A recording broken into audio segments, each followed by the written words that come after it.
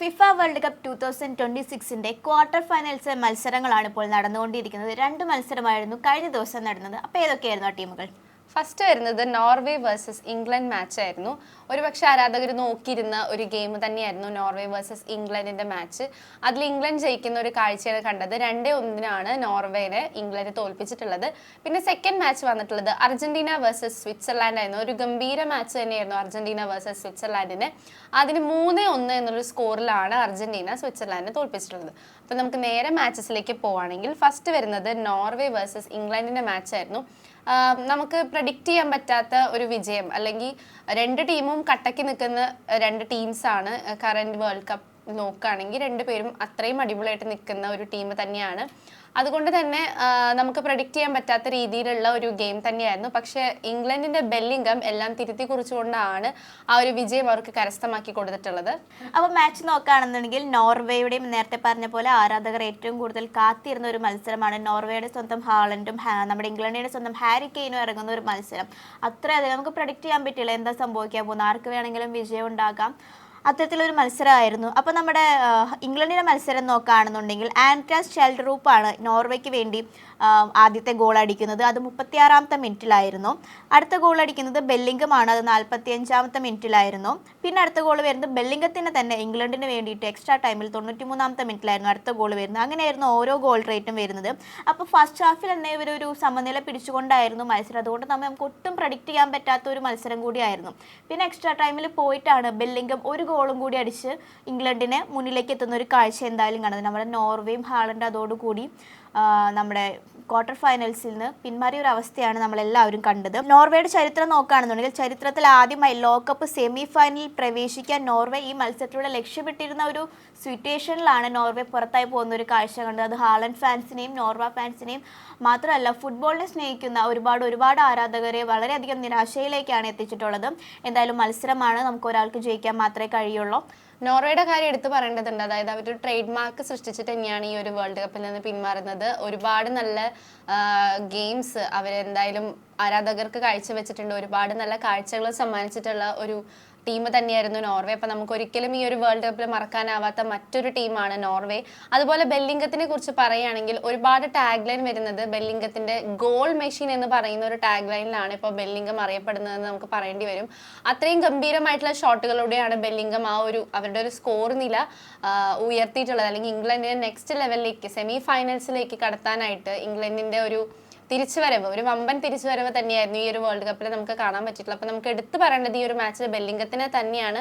Harry കെയ്ൻ്റെ പല അസിസ്റ്റുകളും ഉണ്ടായിരുന്നെങ്കിലും, അല്ലെങ്കിൽ നല്ല രീതിയിലുള്ള ഷോട്ടുകളും ഹാരി കെയ്ൻ കൊടുത്തിരുന്നെങ്കിലും ആ ഒരു ഫിനിഷിങ് എന്തുകൊണ്ടോ പിഴച്ച പോലെ തോന്നിയെങ്കിലും സഹായിക്കാനായിട്ട് ബെല്ലിംഗം ഉണ്ട് എന്നുള്ളൊരു ഉറപ്പാണ് ഇംഗ്ലണ്ട് ഫാൻസിന് ബെല്ലിംഗം കൊടുത്തിട്ടുള്ളത്. അപ്പോൾ ഗോൾ മെഷീൻ എന്നൊരു ടാഗ് ലൈനോടെ നമുക്ക് ബെല്ലിംഗത്തിന് പറയാൻ പറ്റും ഈ ഒരു മാച്ച് കഴിയുമ്പോൾ. പിന്നെ അടുത്ത മാച്ച് വരുന്നത് അർജന്റീന വേഴ്സസ് സ്വിറ്റ്സർലൻഡ് ആയിരുന്നു മത്സരം. അവരുടെ ഗോൾ റേറ്റ് വരുന്നത് 3-1 ആണ്. എതിരില്ലാത്ത 3 ഗോളുകൾക്ക് അർജന്റീന വിജയിക്കുന്ന ഒരു കാഴ്ചയാണ് കണ്ടത്. ഈ ഗോൾ നോക്കുകയാണെന്നുണ്ടെങ്കിൽ ഫസ്റ്റ് ഗോൾ അടിക്കുന്നത് നമ്മുടെ അർജന്റീനയുടെ ഭാഗത്തു നിന്ന് അലിസ്റ്റർ ആയിരുന്നു. അത് 10ാമത്തെ മിനിറ്റിലാണ് ഗോൾ അടിക്കുന്നത്. ഈ ഗോളിനടുത്ത് നോക്കുകയാണെന്നുണ്ടെങ്കിൽ ലോകകപ്പിൽ അർജന്റീന നേടുന്ന ഏറ്റവും വേഗതയേറിയ ഒരു ഗോളായിട്ട് ഈ അലിസ്റ്ററിൻ്റെ ഈ 10ാമത്തെ മിനിറ്റിലെ ഗോൾ മാറിയിട്ടുണ്ട്. അതായത് ഈ ലോകകപ്പിൽ ഫിഫ 2026 ഏറ്റവും വേഗതയേറിയ ഒരു ഗോൾ അർജന്റീനയുടെ ഭാഗത്തു നിന്നുണ്ടായ ഒരു ഗോളാണ്. ഈ ഒരു ഗോൾ നമുക്ക് എടുത്ത് പറയേണ്ടി വരും. പിന്നെ അടുത്ത ഗോൾ അടിക്കുന്നത് സ്വിറ്റ്സർലാൻഡിന് വേണ്ടിയിട്ടാണ് 67ാമത്തെ മിനിറ്റിലാണ്. അതുകൊണ്ട് ഈ ഒരു മത്സരം കഴിയാറാവുമ്പോൾ സമനില പ്രതീക്ഷിച്ചിരുന്ന ആരാധകർക്ക് പിന്നെ ഒരു എക്സ്ട്രാ ടൈമിലൂടെയാണ് അർജന്റീന അവരുടെ 2 ഗോളുകൾ തികയ്ക്കുന്നത്. നമ്മളെല്ലാവരും പ്രതീക്ഷിച്ച ഒരു കളി, എന്താ പറയുക, അത്ര ബ്യൂട്ടിഫുൾ ആയിട്ടൊരു കളിയാണെന്ന് ചോദിച്ചാൽ അല്ല. പക്ഷേ ഒരു സാധാരണ ഒരു കളി തന്നെയായിരുന്നു. ഒരു സമനിലയിൽ അവസാനിക്കും എന്ന് നമ്മൾ പ്രതീക്ഷിച്ച ഒരു കളിയെ എക്സ്ട്രാ ടൈമിൽ അർജന്റീന വിജയിക്കുന്ന ഒരു കാഴ്ചയാണ് കണ്ടത്. പിന്നെ അടുത്ത ഗോൾ വരുന്നത് അൽവാരസിൻ്റെ ആയിരുന്നു. 112ാമത്തെ മിനിറ്റിൽ അൽവാരസും 121ാമത്തെ മിനിറ്റിൽ മാർട്ടിനസും ആണ് അർജന്റീനയ്ക്ക് വേണ്ടി 2 ഗോൾ അടിക്കുന്നത്. 2 ഗോളും വളരെ സൂപ്പറായിട്ടുള്ളൊരു ഗോളായിരുന്നു. കാരണം എക്സ്ട്രാ ടൈം കൊടുത്തിട്ടും സ്വിറ്റ്സർലൻഡിൻ്റെ ഭാഗത്തു നിന്നാണെങ്കിലും അർജന്റീനയുടെ ഭാഗത്തു നിന്നാണെങ്കിലും അവരുടെ ഒരു ഡൊമിനേഷൻ 50-50 ആണെന്ന് നമുക്ക് പറയാം. എന്നിട്ടും അർജന്റീന കുറച്ച് എനർജി കുറവായിരുന്ന ഒരു സമയമായിരുന്നു. എങ്ങനെയെങ്കിലും ഇതൊന്ന് കഴിയണേ എന്നുള്ളൊരു ഇതായിരുന്നു നമുക്ക് തോന്നും. അതുകൊണ്ട് തന്നെ സമനിലയിൽ ഈ ഗെയിം അവസാനിക്കുമെന്ന് പ്രതീക്ഷിക്കുന്ന സമയത്താണ് അൽവാരസിൻ്റെ ഒരു ഗോൾ വരുന്നത്. ആ ഗോളിലൂടെ അർജന്റീന ഒന്ന് ഉഷാറായി. അവിടെ നിന്നാണ് പിന്നെ മാർട്ടിനസിൻ്റെ ഒരു കൂൾ ഗോൾ വരുന്നത്. ആ ഒരു മത്സരം കണ്ടവർക്കറിയാം, വളരെ ഒരു കൂളായിട്ട് ഒരു ഗോൾ. അത് നമ്മൾ ഡിഫെൻഡ് ചെയ്ത് വെച്ചിട്ടുണ്ടായ ഒരു ബോളിനെ പിന്നെ മാർട്ടിനസിൻ്റെ കയ്യിലേക്ക് എത്തുന്നു. അവിടുന്ന് വളരെ സിമ്പിളായിട്ടൊന്ന് തട്ടിയിട്ട് കൊടുത്ത് അതൊരു വലിയൊരു ഗോളാക്കി വരുന്ന ഒരു അവസ്ഥയാണ് കണ്ടത്.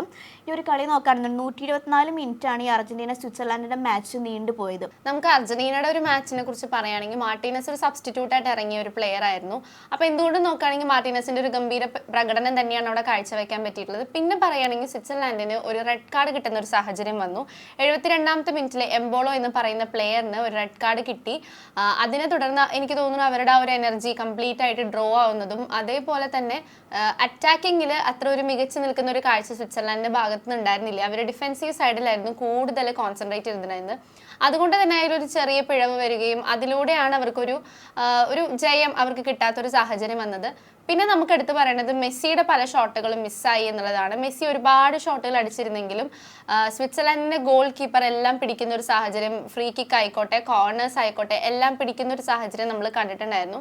പിന്നെ പറയേണ്ടത് അൽവാരസിനെ കുറിച്ചാണ്. അൽവാരസിന്റെ ഒരു ബെസ്റ്റ് കേർവ് തന്നെയായിരുന്നു ഈ ഒരു മാച്ചിലൂടെ നമുക്ക് അൽവാരസ് കാണിച്ചു തന്നിട്ടുള്ളത്. അതുപോലെ തന്നെ ഈ ഒരു വേൾഡ് കപ്പിൽ ഫസ്റ്റ് ഗോളാണ് അൽവാരസിന്റെ. അതുപോലെ 5ാമത്തെ ഗോൾ തികച്ചിരിക്കുകയാണ് അൽവാരസ്.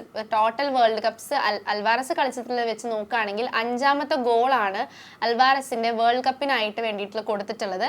അപ്പം ഈ ഒരു മാച്ചിനെ കുറിച്ച് പറയുകയാണെങ്കിൽ എന്തുകൊണ്ടും ഒരു ഗംഭീര മാച്ച് എന്നൊന്നും പറയാൻ പറ്റില്ല. കാരണം അർജന്റീന ഒരു വമ്പൻ ചാമ്പ്യൻസിന്റെ ഒരു മാച്ച് ആയിരുന്നു ഇതെന്ന് തോന്നിപ്പോകുന്ന രീതിയിലായിരുന്നില്ല മാച്ച്. ഭയങ്കര സിമ്പിളായിട്ട് പോകുന്ന ഒരു മാച്ച് തന്നെയായിരുന്നു. എന്തുകൊണ്ടും ഏത് ടീമിന് വേണമെങ്കിൽ ജയിക്കാം എന്നുള്ളൊരു സാഹചര്യം തന്നെയായിരുന്നു അവിടെ ഒരു മാച്ചിൽ നമുക്ക് കാണാൻ പറ്റിയിട്ടുണ്ടായിരുന്നത്.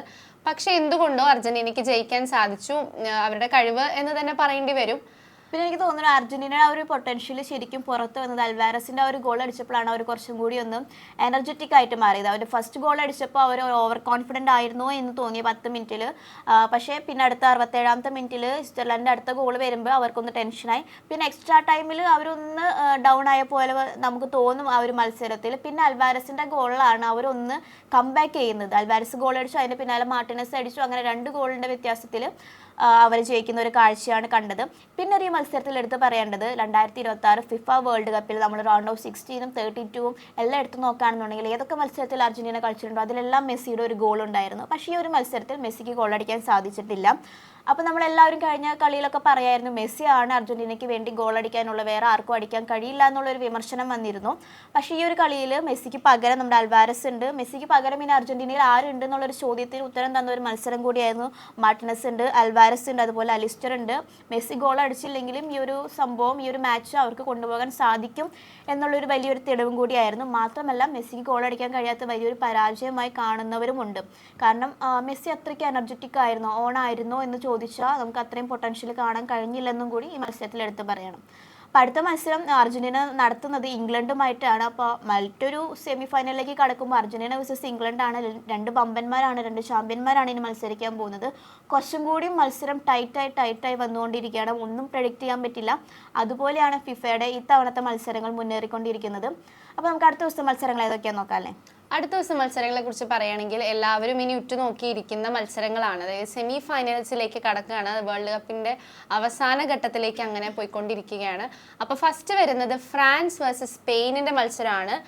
ജൂലൈ 15-ാം തീയതി രാവിലെ 12:30 ഫ്രാൻസും അതുപോലെ തന്നെ സ്പെയിനും ഏറ്റുമുട്ടുന്നത്. അപ്പം ഏതെങ്കിലും ഒരാൾ എന്തായാലും പുറത്തു പോകുന്ന ഒരു സാഹചര്യം അവിടെ നമുക്ക് കാണാൻ പറ്റും. 2 വമ്പന്മാരാണ് ഒരുമിച്ച് ഏറ്റുമുട്ടാൻ പോകുന്നത്. അതേപോലെ തന്നെ എടുത്തു പറയേണ്ടത് നെക്സ്റ്റ് മാച്ച്, ഇപ്പം നമ്മൾ പറഞ്ഞ പോലെ അർജന്റീന വേഴ്സസ് ഇംഗ്ലണ്ടിന്റെ മാച്ചും എല്ലാവരും വെയിറ്റ് ചെയ്തിരിക്കുന്ന ഒരു മാച്ച് തന്നെ. അപ്പോൾ ആരാണ് ഇനി നമ്മുടെ സെമി ഫൈനൽസും കഴിഞ്ഞ് ഇനി ഫൈനൽസിലേക്കുള്ള ആ 2 ഫൈനലിസ്റ്റുകൾ ആരാ എന്നുള്ളത് കാത്തിരിക്കുന്ന ദിവസങ്ങളാണ് ഇനി വരാൻ പോകുന്നത്. അപ്പോൾ ഫിഫ വേൾഡ് കപ്പ് 2026 അതിൻ്റെ ഫൈനലിലേക്ക് കടക്കുന്ന ദിവസങ്ങളാണ് ഇനി ഓരോ ഫുട്ബോൾ ആരാധകരും കാത്തിരിക്കുന്നത്. അപ്പോൾ അടുത്ത ദിവസത്തെ അടുത്ത സെമി ഫൈനൽ കണ്ടസ്റ്റൻറ്റുമായി നമുക്ക് വീണ്ടും കാണാം.